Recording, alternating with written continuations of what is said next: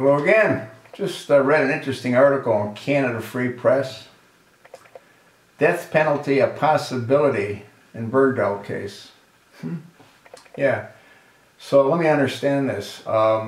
We brought back someone that's been more or less, not even more or less, has been definitively identified as having been a deserter during time of war.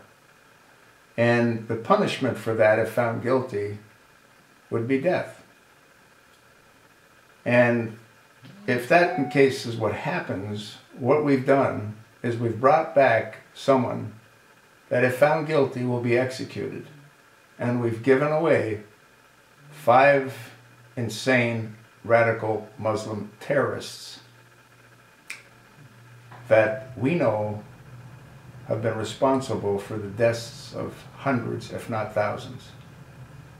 You think that's a good deal?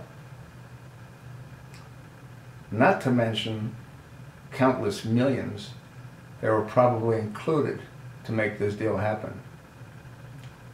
Does any of this make any sense to you? It makes 0 sense to me.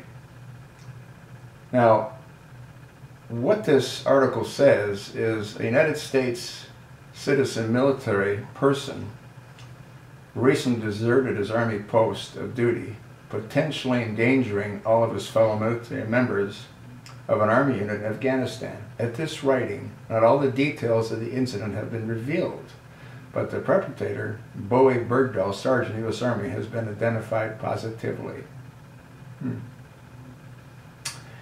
So, if he's been identified positively, that means that there's no doubt that it's him. And if it's him, and once again, if he's found guilty and executed, what have we gotten back for the 5 maniacs that Obama released? You know what the answer is? Nothing.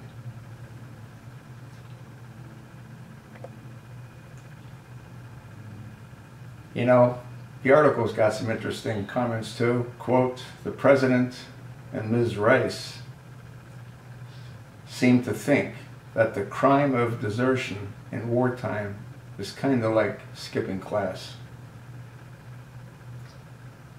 This is crazy, folks. And you got Chucky Hagel, who's trying to take the fall for making the decision. And you got Obama, who was grandstanding when he thought that the American people would accept this as being a good thing, when he was in a rose garden with Sergeant Bowie's father, who was praising Allah, yelling out the Islamic war cry of conquest.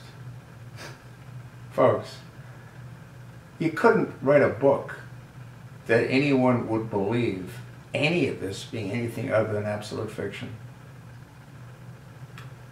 I'll attach a link to this article, and I think you'll find it most interesting on Canada Free Post.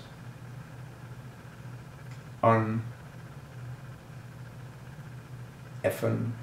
believable. None of it makes any sense.